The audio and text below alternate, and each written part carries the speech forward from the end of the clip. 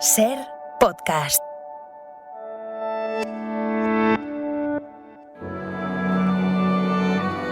Bienvenidos a Sucedió una noche, un programa dedicado al mejor cine de todos los tiempos.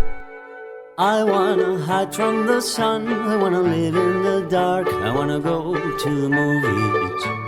Nobody's waiting outside, but I feel alright, 'cause I'm here on my own. I can kiss Marion and Jane, I can sing in the rain, I can be Superman. I'll never come out again. Las estrellas míticas, los grandes directores, las películas inolvidables. Dirige y presenta Antonio Martínez. Saludos a todos. En el programa de hoy vamos a hablar de una gran actriz francesa que le encanta a Isabelle Coixet y a nosotros también. Juliette es la mujer en la que están todas las mujeres, las fuertes, las débiles, las invisibles, las indómitas, las poderosas, las que no tienen voz. Juliette Binoche es el cine sin fronteras y sin los putos algoritmos. A pocas horas de la ceremonia de los Oscar, nosotros también vamos a hablar de ellos, pero no de ganadores, sino de perdedores. Los Oscars significan mucho para mí y para todos en esta industria. Son un símbolo y no nos gusta que lo ensucien. Bueno, trataremos de hacerlo con cariño.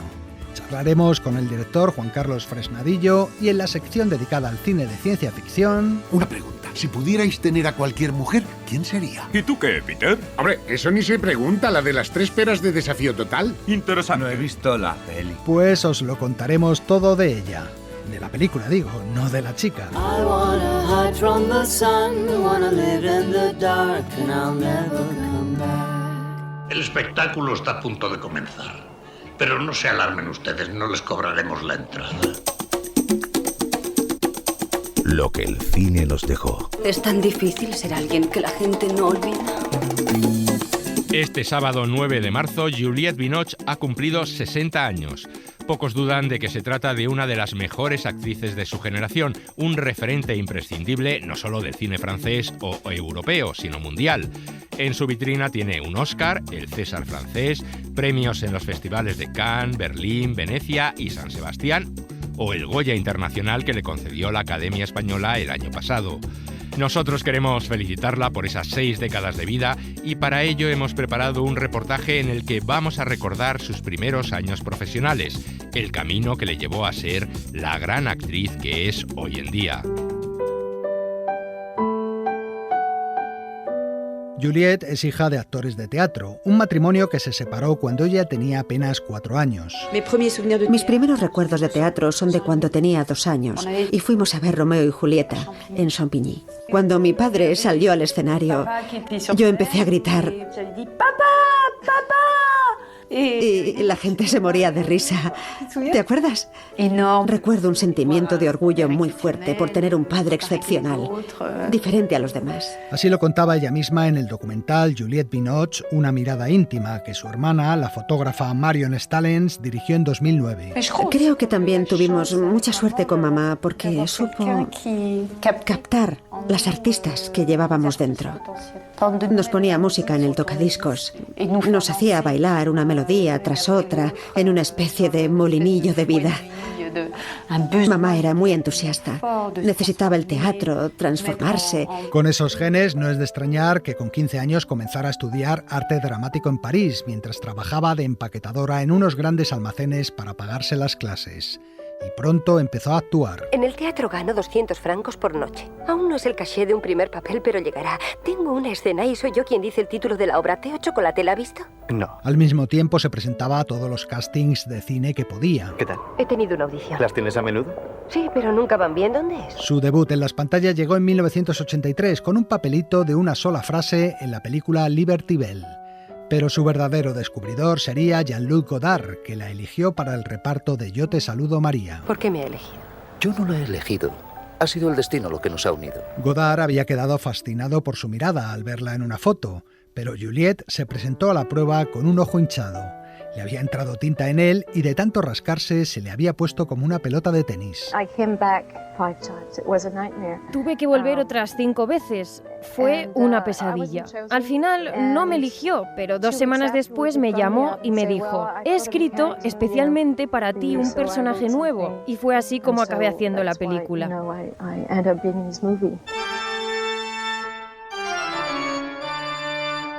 En Yo te saludo María su papel era pequeño. Interpretaba a la exnovia de José, el protagonista masculino de la historia. Todo lo que sale de mi boca se convierte en mierda. Deja de hablar, es fácil. A veces contigo no soporto el silencio.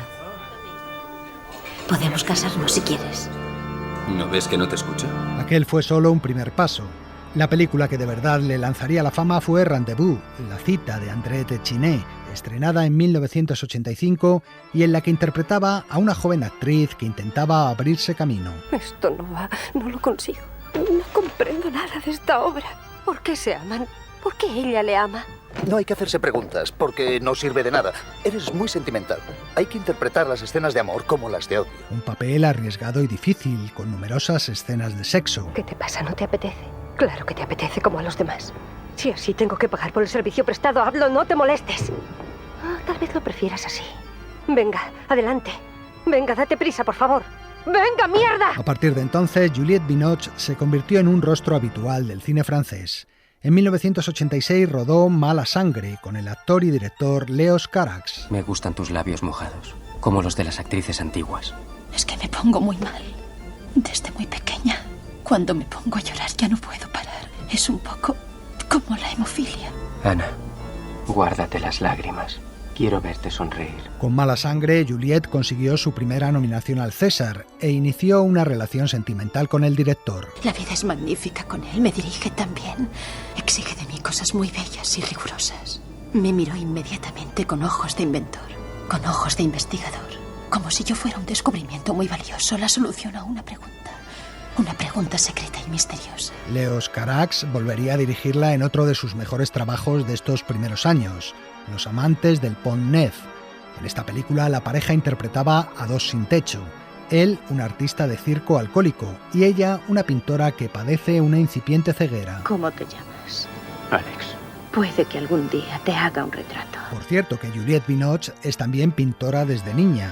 Ha hecho varias exposiciones y los cuadros que se ven en esa película, así como el cartel de la misma, son suyos. Necesito pintarte. No tienes derecho a negarte. Claro que sí. Amor, si te niegas te arrepentirás. Te arrepentirás.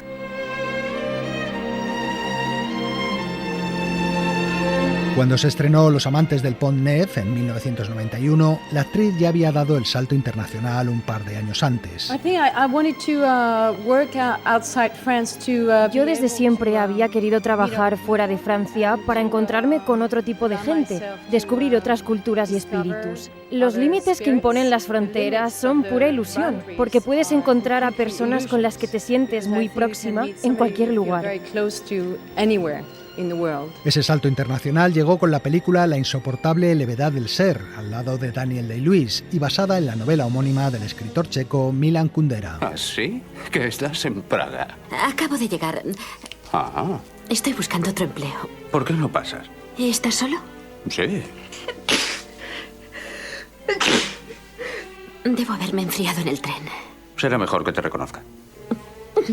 ¿Tengo las manos frías? Tengo cosquillas. Fue su primera película americana. En Inglaterra, y con Ralph Fiennes de compañero, rodaría Cumbres borrascosas, una nueva versión de la novela de Emily Bronte, y poco después, a las órdenes de Louis Malle, Herida, en la que Jeremy Irons interpretaba a un parlamentario británico que se enamoraba de la novia de su hijo, Juliette. Este fin de semana voy a Bruselas a una conferencia. Ven conmigo. Voy a pasar el fin de semana con Martin. Haría cualquier cosa por ti. Te lo he demostrado. Por favor, deja las cosas así. No cambies nada. En 1993, Juliette Binoche tomó una decisión fundamental en su vida. Le dijo no a Steven Spielberg, que la quería como protagonista de Parque Jurásico, y prefirió irse a rodar Azul con el polaco Krzysztof Kieślowski. Y es que la actriz no es de las que les dice sí a cualquiera, por muy importante que sea. Es usted la chica más hermosa que he visto nunca. Vamos, no le creo. ¿Me daría un beso? No, pero le traeré un té. En una ocasión, el presidente de la República Francesa, François Mitterrand, le invitó a cenar. Cuando la prensa preguntó al viejo político por qué lo había hecho, este contestó medio en broma: una noche soñé que la besaba. Ahora espero que sea mi amante. A la actriz le molestó el comentario y le dio calabazas. Años más tarde estaba en Nueva York interpretando una obra de teatro y el presidente Clinton le invitó a ir a la Casa Blanca, pero ella se excusó diciendo que no podía ir a Washington porque el ritmo de las funciones no se lo permitía, y tuvo que ser el presidente el que volara a Nueva York para conocerla.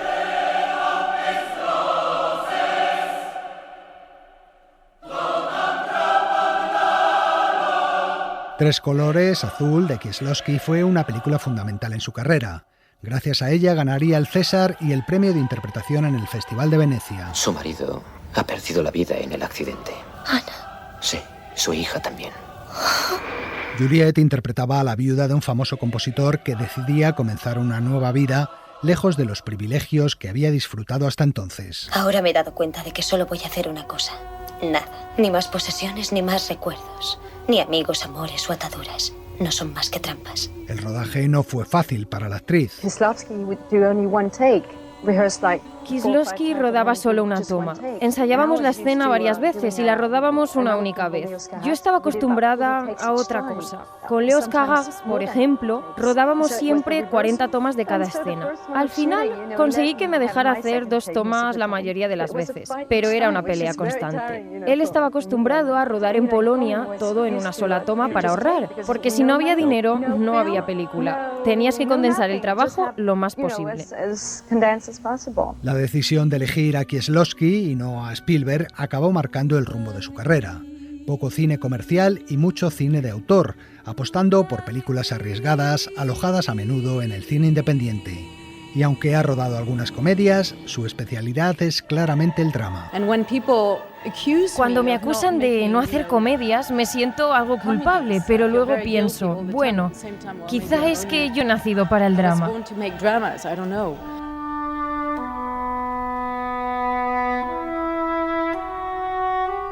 Y llegamos a un momento crucial en su carrera. Me gustaría que pudiera ver el paisaje. Es precioso. Es la vista desde un monasterio.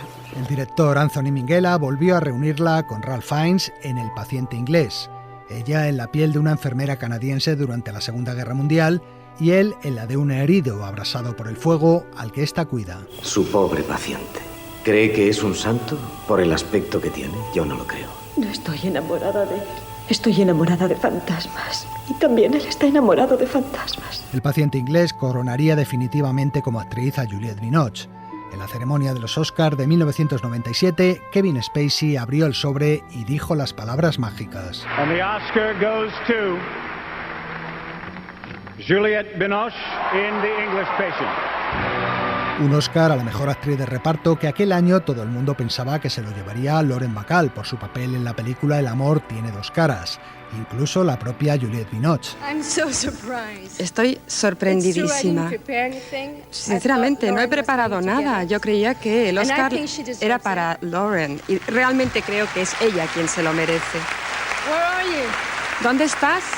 Algunos pensaron entonces que una advenediza en Hollywood sin mucho futuro se llevaba un premio destinado a una leyenda del cine. Pero se equivocaban. Juliette Binoche acabaría también formando parte del Club de las Grandes. 27 años después, ahí sigue, haciendo películas para nuestro disfrute, porque ella, como dice en el documental de su hermana, sin duda ha nacido para esto. Una película no te llega por casualidad. Su argumento encuentra algo en ti en el momento en que lo lees. Algo que tú atraes o que te atrae a ti. A veces yo no percibo el trasfondo de una película hasta que no la hago.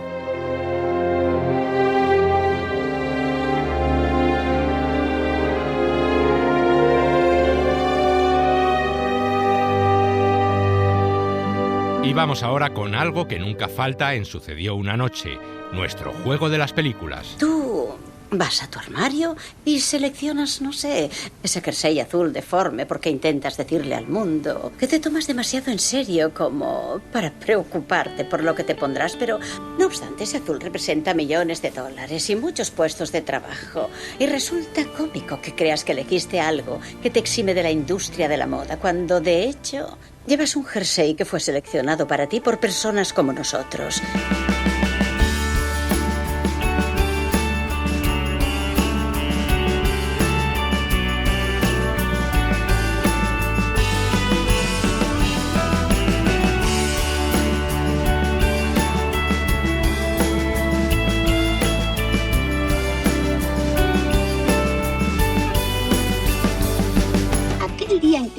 reflexioné sobre el mundo de los adultos y sobre mi propio futuro, decidí poner punto final. Desde ahora no crecería ni un dedo más. Sería para siempre un niño de 3 años. Un gnomo.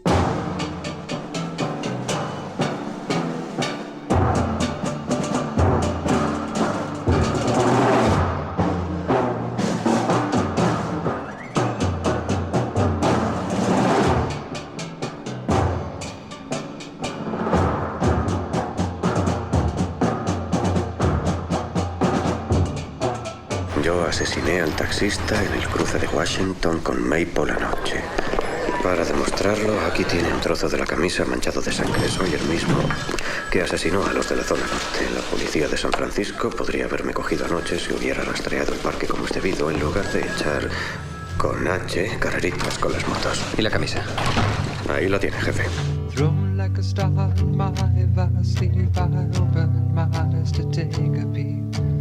To find that I was by the sea, gazing with tranquility. Just then when the hurdy-gurdy man came singing songs of love. Then when the hurdy-gurdy man came singing songs of love. Esta semana jugábamos con 2 películas de este siglo y otra de los años 70 del pasado. Comenzábamos escuchando a Meryl Streep en la piel de la editora de una revista de moda en El diablo viste de Prada, la película de David Frankel estrenada en 2006 con música de Theodore Shapiro. En el segundo diálogo oíamos a Oscar, el niño protagonista del Tambor de hojalata que se negaba a crecer. El Tambor de hojalata es una película alemana dirigida por Volker Schlöndorff en 1979, basada en una novela de Günter Grass y a la que puso música Maurice Jarre. Y terminábamos con una de las cartas que enviaba a los periódicos El asesino del Zodíaco, cuyo caso se trataba en Zodiac, la película de David Fincher estrenada en 2007 y en cuya banda sonora se incluía este tema de Donovan que suena de fondo, Hardy-Gardy Man. Dale un título y lo escribirá. Enciclopedia Curiosa del Cine. Parece más una bomba que un libro. Esta noche, la madrugada del domingo al lunes, se celebra la ceremonia de los Oscar, de la que nos van a dar cuenta nuestros compañeros del Cine en la SER. Nosotros, por nuestra parte, vamos a hacer algo de historia en el capítulo de nuestra enciclopedia de hoy, pero no de las películas, estrellas o directores que han ganado la estatuilla, sino de aquellos que no lo consiguieron. Porque la historia de los Oscar es también una historia de perdedores, y ahí no se salvan ni los más ilustres, como vais a ver a continuación.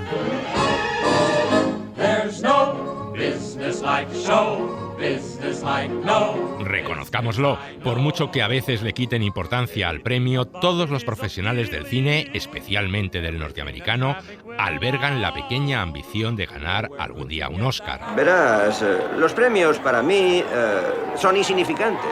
Soy un artista y valoro el trabajo. Todos los nominados somos artistas y no deberían obligarnos a competir como si fuéramos perros. Te entiendo, bien dicho.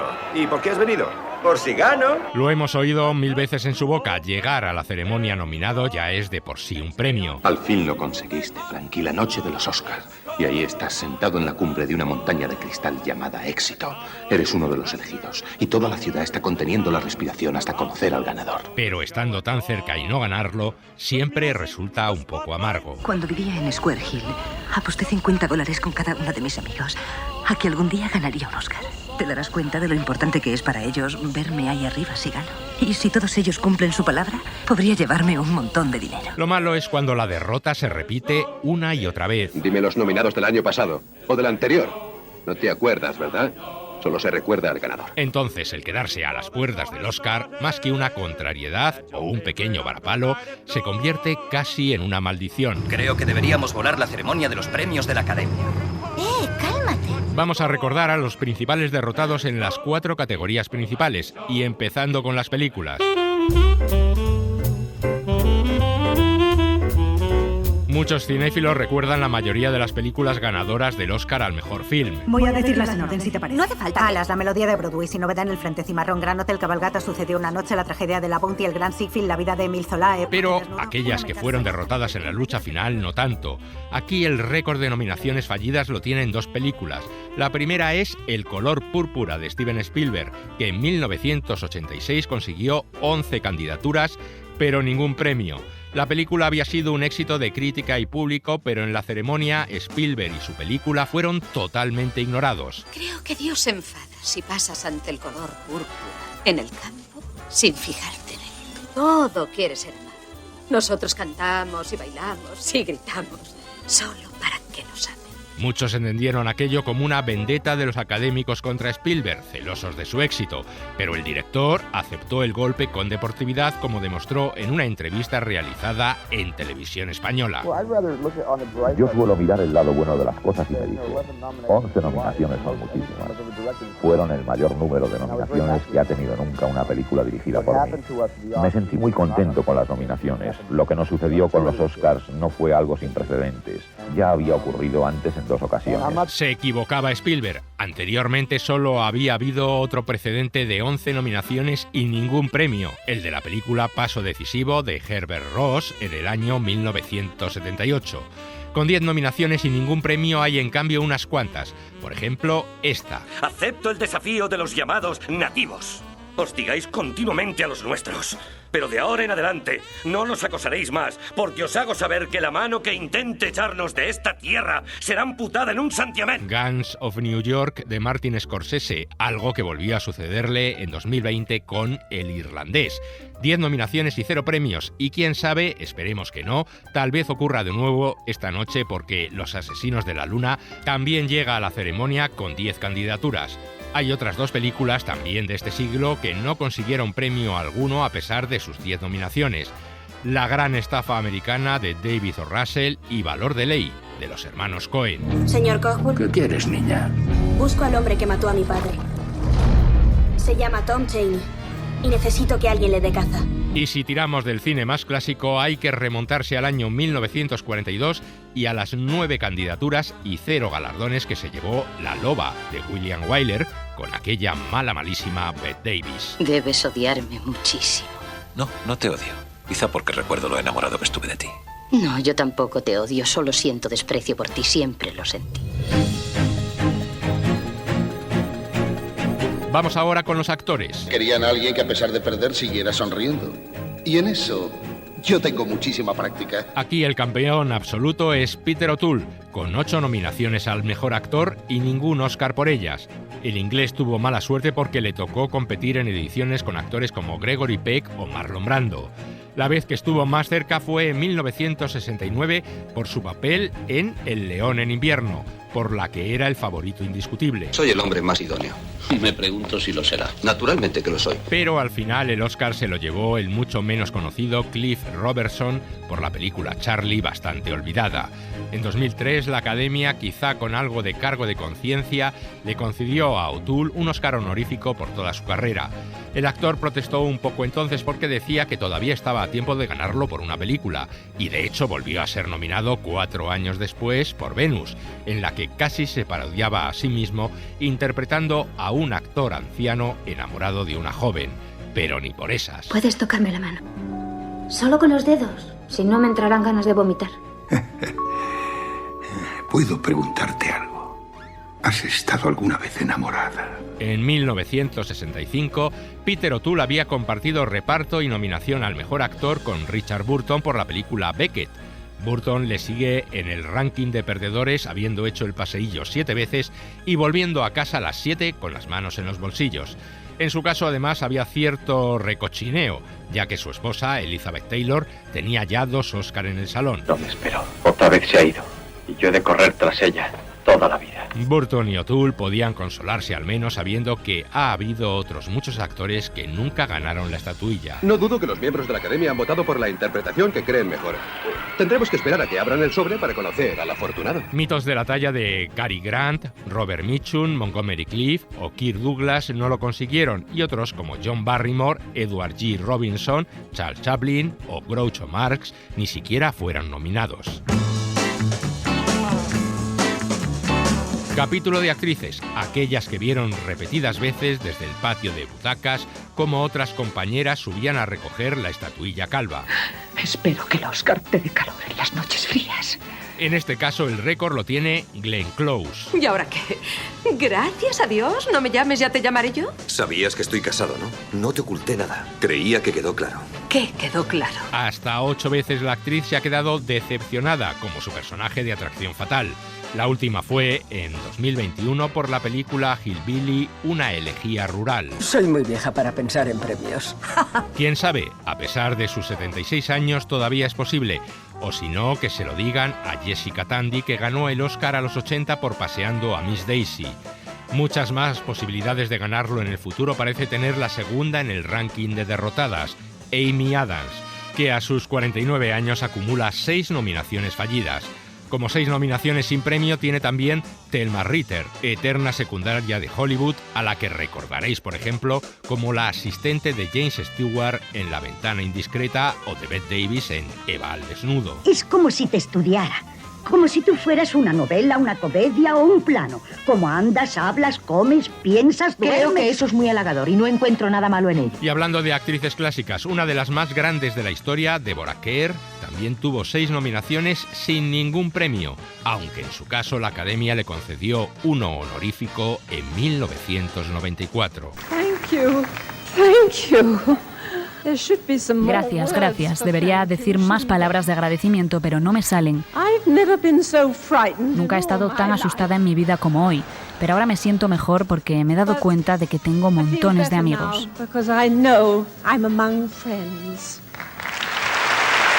Curiosamente, la que se lo entregó fue Glenn Close, que, como decimos, se convertiría en su sucesora como la actriz más ignorada de los Oscar. Por último, vamos con los directores. Se trata de arriesgarse, de lanzar los dados. Y si esta vez suman 7, bingo, tal vez el Oscar. Clarence Brown, el director de títulos como Anna Christie, Romance o Ana Karenina, todos ellos protagonizados por otra actriz que nunca ganó un Oscar por sus películas, como fue Greta Garbo, se lleva la palma en la categoría de directores sin premio. Te aconsejo que sigas trabajando como hasta ahora, porque ese camino te va a llevar al próximo Oscar. Pues no, 6 veces fue nominado y 6 veces se quedó sin Oscar. Robert Altman le supera, aunque con matices. Tuvo 7 candidaturas sin premio, aunque solo 5 fueron como director y 2 más como mejor película, ya que él era también el productor. Y además, en su caso, la Academia le concedió en 2006 un Oscar honorífico que él recogió sin asomo alguno de resentimiento. Estoy muy feliz por recibir este premio este año. Estoy muy orgulloso y no puedo pensar en un reconocimiento mejor que ser premiado por toda mi carrera en lugar de por un par de películas. Otro que también tuvo la dorada palmadita en la espalda para injusticias del premio honorífico fue este director. How do you do, ladies and gentlemen? My name is Alfred Hitchcock. Que uno de los más grandes realizadores que ha conocido el séptimo arte no consiguiera ninguna estatuilla por sus películas parece un disparate, pero así fue. 5 veces nominado y 5 veces derrotado, aunque eso sí, en 1968 le dieron el premio Irving Thalberg. Como increíble es también el caso de Stanley Kubrick. De las 13 nominaciones a las que optó, entre ellas 4 al mejor director y 5 al mejor guión, solo se llevó una por los efectos especiales de 2001, Una odisea del espacio. Todas las estatuillas que gane la película es otro $1.000.000 en los bolsillos y tú tienes un pedazo de la película. En fin, como decíamos al principio, la historia de estos premios es también una historia de perdedores o de reconocimientos tardíos, y muchos grandes actores, actrices, directores y películas se han tenido que contentar con la sola recompensa del gracias por venir. Al menos tú tienes un Oscar. 2. 2, 1000 perdones.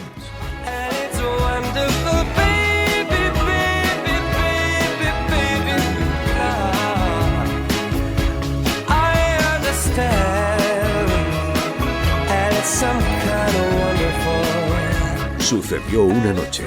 El cine clásico en la SER. Si ese avión despega y tú no estás a su lado, te arrepentirás. Tal vez no hoy ni mañana, pero sí muy pronto y para el resto de tu vida. El cine de su vida. Es de Casablanca. Toda mi vida he estado esperando decirlo. Charlamos esta semana con el director Juan Carlos Fresnadillo, que acaba de estrenar en Netflix la película Damsel, una especie de cuento de hadas fantástico que transcurre en un lejano reino con un dragón y una joven que accede a casarse con un apuesto príncipe y que comprobará que no todo es tan ideal como parece. Juan Carlos Fresnadillo fue candidato al Oscar con su corto Esposados en 1997. Luego debutó en el largometraje con Intacto, por la que ganó el Goya al mejor director novel. Dirigió 28 semanas después la secuela de la película de terror zombie 28 días después, y 2 años más tarde realizó otro film de terror, Intruders. Pero dejemos que sea él el que nos comente su trayectoria cinematográfica. Siempre me consideré un viajero, ¿no? Y me gusta explorar y desafiarme y salir de mi zona de confort, ¿no? Y eso tiene que ver con ese carácter viajero que yo creo que me caracteriza desde que fui muy jovencito y salí de mi querida isla Tenerife, ¿no? Tú has nacido con el don de robarle la suerte a otros. Si no tuvieras ese don, estarías muerto. Lo que me hace vibrar y lo que me conmueve de una historia o de un personaje no ha cambiado, ¿no? Yo creo que sigo conectándome con ese ADN como creador que ya desde Esposados ya empieza a intuirse, ¿no? Y yo creo que que de alguna forma se ve claramente en mi primera película, en Intacto, ¿no? ¿Por qué eres el único que está vivo de ese avión? Explícamelo, ¿por qué? Iban buenos ciudadanos, niños, abuelitas, monjas. ¿Me quieres decir quién ha permitido que se salve un chorizo como tu Dios? Casualidad. Para ti no existe la casualidad. Yo creo que me interesan una serie de universos y de historias claramente, ¿no? que tiene que ver, yo creo, por si hubiera que encontrar una especie de denominador común en lo que hago, yo creo que me interesa mucho siempre en los entornos de familiares, ¿no? La familia, ¿no? Como concepto escénico. Vuestra madre y yo nos ocultamos en una casa muy pequeña. Al principio nos fue bastante bien, hasta que nos atacaron. Y someter a esa familia, someterla a una situación extraordinaria y sobrenatural y ver los procesos de transformación y cambio que ocurren en esas relaciones familiares. Entraron por la ventana de la cocina, nos persiguieron y nos rodearon. Quedamos atrapados en el dormitorio. ¿No? Yo creo que de forma esencial es lo que caracteriza mi trabajo en todos los sentidos, ¿no? Y eso no ha cambiado, eso sigue estando ahí.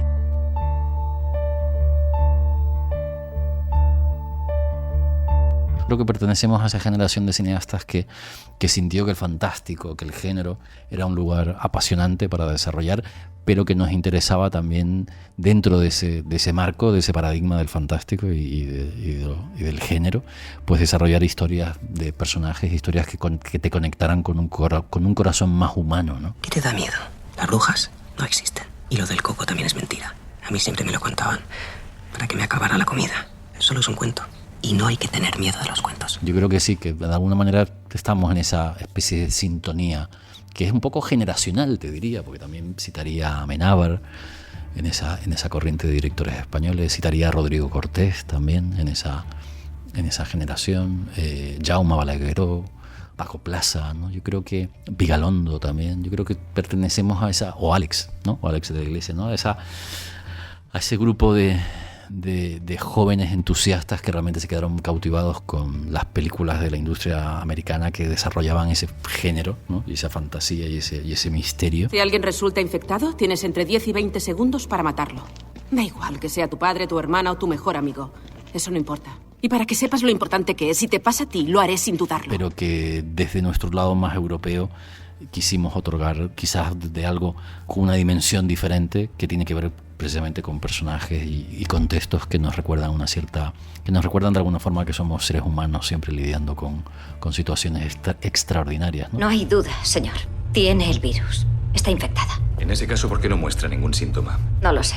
¿Usted qué cree? Quizá tenga una normalidad genética que le da cierta inmunidad natural. Que yo creo que es algo que nos caracteriza a todos en común, ¿no? Y es que colocamos a seres ordinarios, habituales, cotidianos, en lugares que son realmente muy extraordinarios y que provocan una transformación y un cambio, digamos, existencial en ellos, ¿no? O sea, yo no he parado de trabajar. Lo que pasa es que es curioso porque hay como esta sensación conmigo de que de repente desde Intruders como que llevaba un poco desconectado y nada más lejos de la realidad. O sea, me fui a vivir en el 2013 a Estados Unidos y estuve allí trabajando en la televisión americana muchos años. Es una cuestión de dignidad, de conseguir lo que te propones y que te respeten por ello. Eso está bien. ¿El qué? ¿El respeto? Que tengas un motivo para hacer todo esto. Cuando ganes allí, sí serás el hombre más afortunado del mundo. Y compaginando mi trabajo como director y productor ejecutivo en series de televisión con algunos proyectos en los que estuve involucrado, películas de cine, que por razones que no vienen al caso, pues por un motivo u otro, de repente pues, no salieron adelante, ¿no? ¿Tú crees que eres un tío con suerte o no? ¿Y qué? Que ahí dentro solamente interviene la suerte, y tú la tienes. Pero no me ha vuelto idiota. No solo la tienes, eres capaz de dominarla. Me apeteció mucho, hace ya 10 años, y meterme en el territorio de la televisión, ¿no? Creo que en aquel momento consideré que era un sitio muy atractivo, donde realmente se estaban desarrollando historias y personajes muy, muy novedosos y que realmente con una oscuridad que no era habitual verlo en el cine, ¿no? Y de repente dije, pues mira, voy a probar, digamos, la aventura de la televisión, y para allá que me fui, ¿no? Bueno, tu presión sanguínea está perfecta y das negativo a todas las enfermedades y afecciones graves. De modo que ya puedes pasar. Bienvenido a Gran Bretaña. Esto es otro mito sobre Juan Carlos Fresnadillo que me gustaría deconstruir, y es que viví una época en Estados Unidos que fueron unos años maravillosos de aprendizaje y de experiencias muy importantes en mi vida, pero a día de hoy vivo en España. O sea, he vuelto a España, vivo en España y estoy encantado de estar aquí, en mi país de nuevo.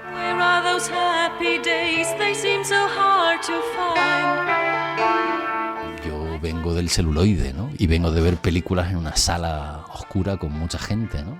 Y hemos pasado al entorno digital completamente, y donde el cine mayoritariamente se consume en casa, ¿no? Soy cinéfila. ¿Cine qué? Cinéfila, entusiasta del cine. Guay. Yo creo que vivimos en un mundo que hay que abrazar, ¿no? Y que de alguna forma, insisto, las plataformas yo creo que han revolucionado el mercado audiovisual, pero para bien. O sea, ahora realmente hay un número de producciones que antes no había, hay posibilidad de trabajar para muchos creadores, y esto tiene que ver con la irrupción de las plataformas en el mercado, ¿no? Y eso es algo que ha condicionado y que ha generado numerosos puestos de trabajo, y que hace que sigamos trabajando pues y viviendo de una industria que cada vez se consolida de forma más real, ¿no? Y sobre todo en nuestro país, ¿no? ¿Te controla alguien de Netflix? ¿Qué es Netflix? ¿Un planeta? No lo sé. Es algo de entretenimiento del futuro. ¿Como un videojuego? No lo sé. Con lo cual yo creo que hay que seguir abierto a poder trabajar en estas estructuras, y también, bueno, pues yo me crié en una sala de cine y me encantaría que también otros proyectos en los que haga pues también sean productos destinados también a una sala, ¿no? De cine, ¿no? Entonces, bueno, yo creo que en ese sentido me considero muy dúctil y puedo navegar en cualquier territorio, siempre y cuando efectivamente haya una buena historia que contar, ¿no?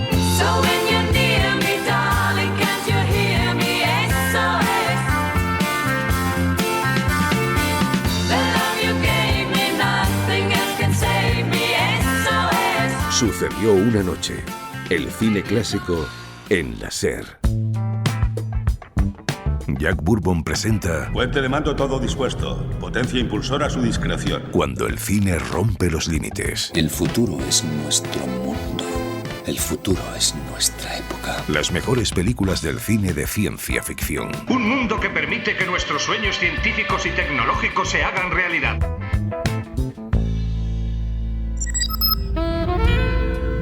¿Qué tal, amigos?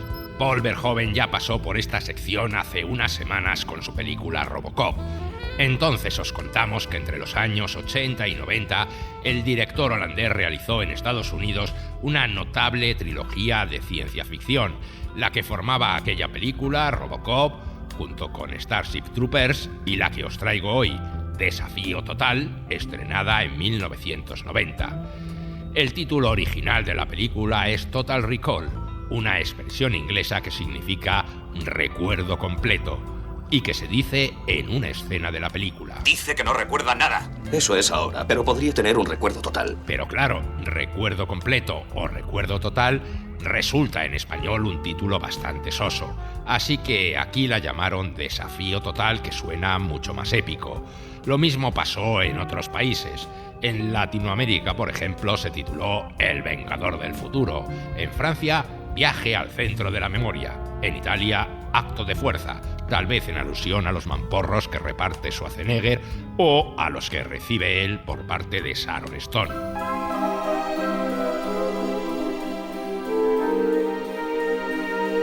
El origen de Desafío Total está en un pequeño relato de 20 páginas de Philip K. Dick, el autor de Blade Runner, escrito en 1966 y titulado Podemos recordarlo por usted al por mayor. A mediados de los años 70, este relato cayó en manos del guionista y productor Ronald Shusett. Apareció en una de esas revistas de ciencia ficción que yo solía leer y me impactó mucho. Al momento supe que de ella se podría hacer una película increíble, así que compré los derechos por $1000. Entonces conocí el trabajo de Dan O'Bannon, que era un guionista joven que acababa de licenciarse en la universidad, y le propuse trabajar juntos en el guión, pero luego a la hora de venderlo todos nos decían: es demasiado caro. Nadie quería financiarlo, así que O'Bannon y Shusett dejaron el proyecto en stand-by y se dedicaron a otras cosas, como por ejemplo escribir el guión de Alien el octavo pasajero.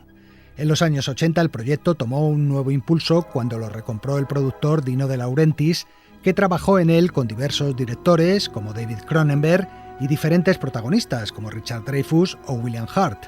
En 1988 se llegó incluso a dar vía libre a un rodaje que sería dirigido por Bruce Beresford, el director de Paseando a Miss Daisy, y protagonizado por Patrick Swayze.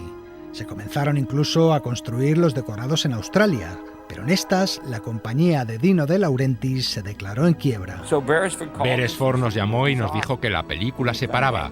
Dino había despedido a todos y desmontado los decorados. Todo había terminado. Fue entonces cuando entró en escena Arnold Schwarzenegger. Lori, Doc. hagámoslo. ¿Hacer qué? Mudarnos a Marte. Tiempo atrás, Schwarzenegger ya había intentado convencer a De Laurentiis para que le dejara ser el protagonista en el proyecto de Beresford, pero el productor no le veía en el papel debido a su físico, ya que en el guión original el protagonista era un oficinista apocado y más bien tirillas. Siempre había estado interesado en esa película porque me encantaba la historia. Dino pensaba que no era un papel para mí. Él tenía sus razones y yo no las discuto, pero yo tenía las mías y sabía que debía hacerlo. Arnold se había convertido por entonces en el actor más taquillero y mejor pagado de Hollywood, y por ello no le costó mucho convencer a la productora Carolco para que le comprara los derechos a Laurentiis y pusiera el proyecto a su disposición. Lo primero que hizo el austríaco fue fichar a Paul Verhoeven, director con el que ya había estado a punto de trabajar en Robocop, pero en aquella tampoco pudo hacerlo debido a su corpulencia, ya que le impedía encajar en el traje del robot, y fue sustituido en el papel protagonista por Peter Weller. Llamé a Paul y le dije: Paul, ¿recuerdas cuando nos conocimos con Robocop y te dije que debíamos trabajar juntos porque eres la clase de director que me gusta? Adoro tu estilo visual y es toda una fiesta ver tus películas. Sí, lo recuerdo, me contestó. Pues bien, le dije, ahora tengo el proyecto perfecto para nosotros.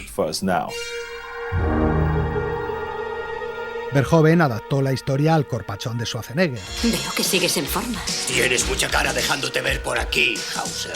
Vamos, Tony, deja al forzudo en paz. Calma, vivirás más. Dejó de ser un oficinista tirillas y se convirtió en un fornido obrero de la construcción.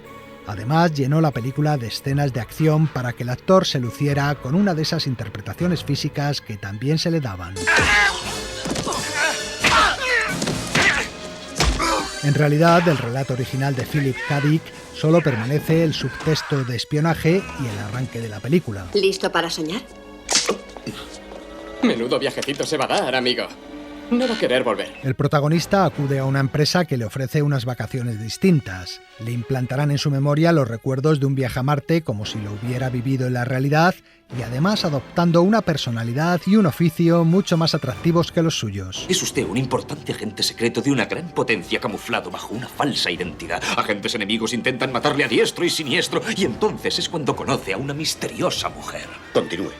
No me gustaría estropeárselo, Doc, pero puedo asegurarle que al final logra su objetivo. Consigue a la chica, mata a los malos y salva a todo el planeta. Pero algo sale mal y Schwarzenegger se ve envuelto en una conspiración interplanetaria cuando descubre que él no es en realidad quien creía ser. Te ordeno que hables. No soy tu esposa. Te has vuelto loca. Solo te conozco desde hace 6 semanas. Nuestro matrimonio es un injerto en la memoria. ¿Me crees, estúpido?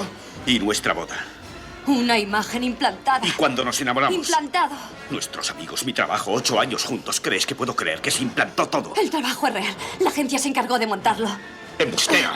Borraron tu identidad y te injertaron una nueva. Me inscribieron como tu mujer, con el propósito de vigilarte y asegurar el éxito del injerto. La película mezcla acción, ciencia ficción e intriga, a la vez que mantiene del relato original de Philip K. Dick la ambigüedad psicológica y el juego con el espectador.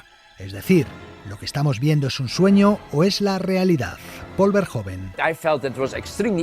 Era muy importante para mí, desde un punto de vista filosófico, que la película tuviera dos niveles y que ambos fueran siempre consecuentes. Por un lado, la acción, la aventura, y por otro, que nunca se pudiera saber si se está en un sueño o en la realidad.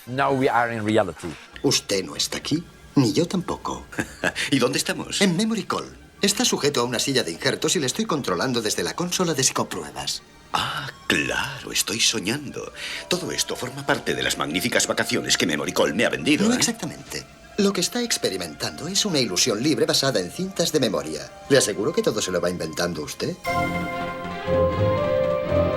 Acompañando a Schwarzenegger nos encontramos a actores como Ronny Cox, Michael Ironside o a una Sharon Stone a punto de dar el salto al estrellato. Tú eres la chica de mis sueños. Lo sabes muy bien. Te voy a dar algo para que sueñes. Sharon se preparó a fondo físicamente y ella misma rodó todas sus escenas de pelea. ¡Ya! Esto por hacerme venir a Marte. ¡Ya! Ya sabes cuánto odio este jodido planeta. Cuando volví a casa parecía un dálmata, porque cuando das un puñetazo y este se topa con el brazo de Arnold, es como chocar contra una pared a 100 kilómetros por hora. Me dolía todo. Estaba llena de moratones negros y azules. No me lo podía creer. En su día, Desafío Total fue la película más cara jamás rodada, con un presupuesto de $65 millones, que al final se fue hasta los 80. Bienvenidos a la colonia federal de Marte. Por su propia seguridad y confort, han sido instaladas varias cúpulas para protegerles del vacío exterior. Marte en realidad era México, ya que allí se realizó el rodaje aprovechando su desierto y espacio suficiente para construir los 45 sets de gran tamaño con que cuenta la película. También rodaron en localizaciones reales. Lo he localizado. Por lo visto se dirige al metro. Id a por él. ¡Vamos, deprisa! Localizaciones como el metro de México DF o las famosas minas de Tezontle. Por cierto, que rodar en México también ocasionó algún problemilla que otro, como la feroz disentería que pilló todo el equipo a causa del agua. Todos menos Schwarzenegger, al que le salvó su dieta especial de culturista. Paul Verhoeven. Él sobrevivió muy bien, tenía su propia comida que le traían de Los Ángeles y su propio cocinero que se la cocinaba en su caravana. El único día que se puso malo fue cuando su cocinero enfermó y tuvo que comer con nosotros.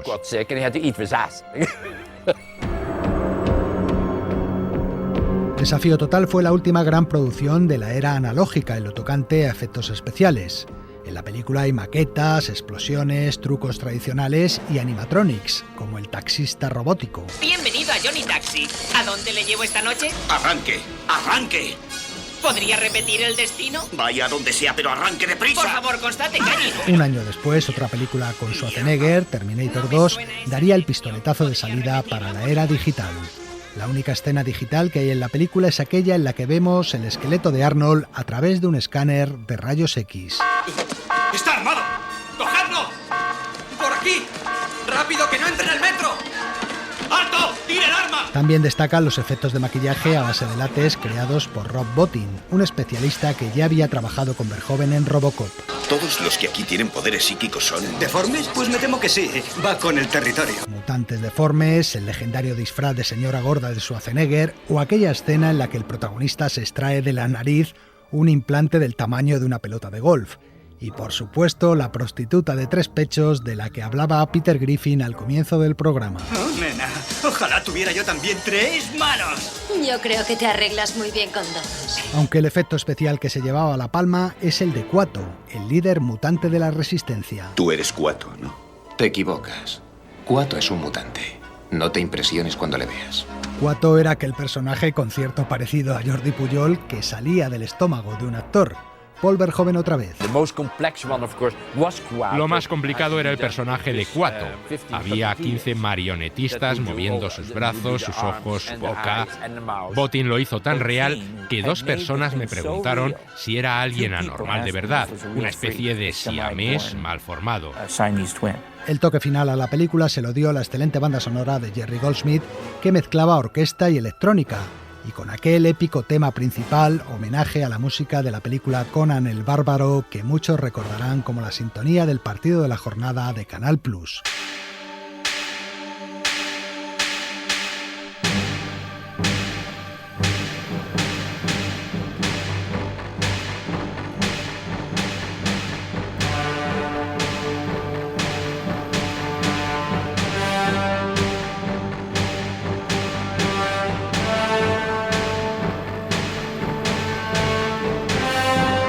En los pases previos de la película Desafío Total recibió duras críticas por su violencia.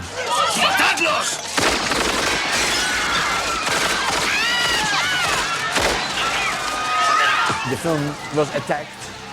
La película fue atacada por su violencia.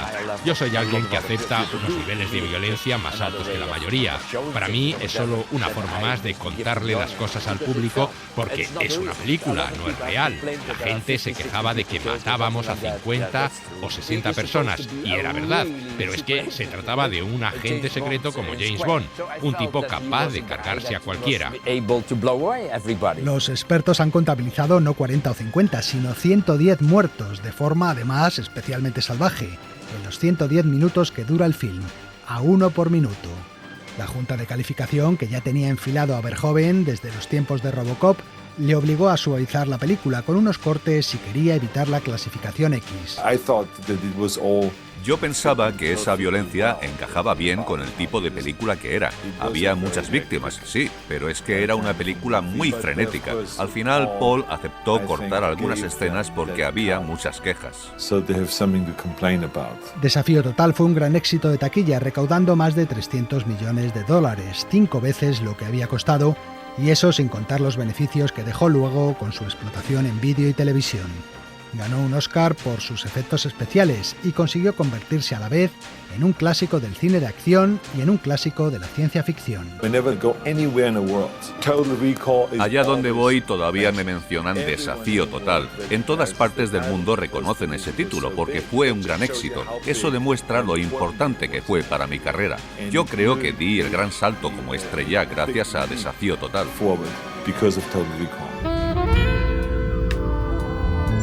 Desafío Total dio pie a una serie de televisión en 1999 y a un remake poco destacable que Colin Farrell protagonizó en 2012.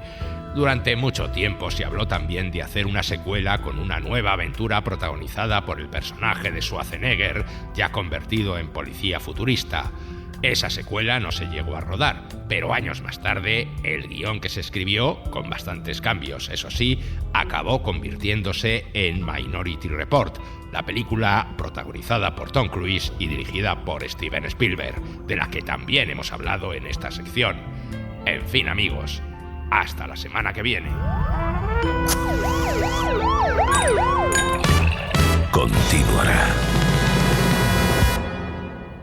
Nos vamos. Elio Castro y Antonio Martínez hacemos Sucedió una noche, con la ayuda inestimable de Mariola Sarrió y Pascual Gozálvez en las voces.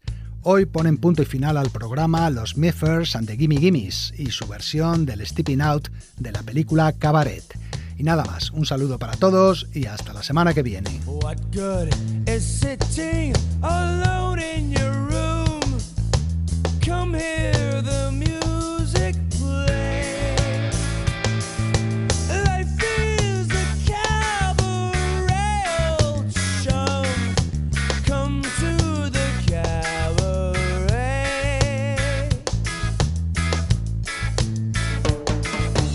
Put down the knitting, the book and the broom. Time for a holiday. Life is a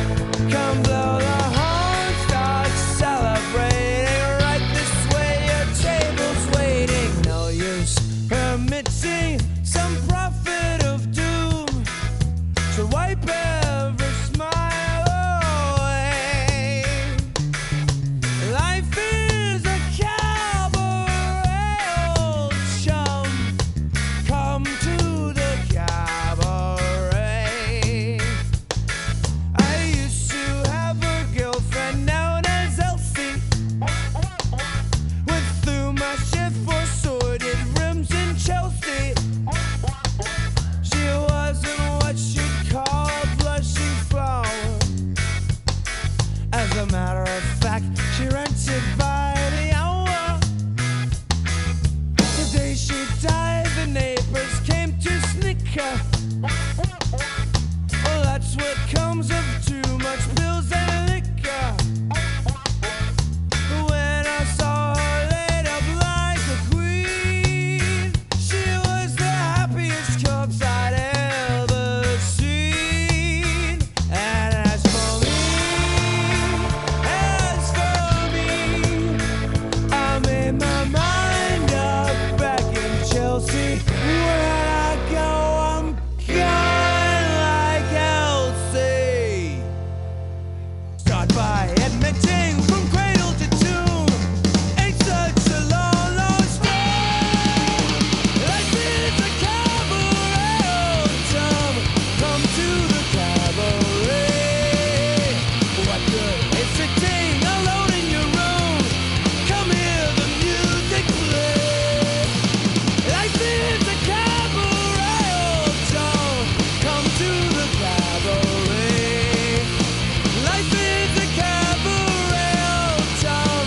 Come to the cabaret. Call me a cabaret. I love a cabaret.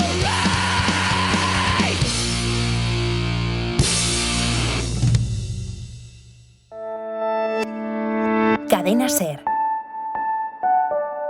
La radio.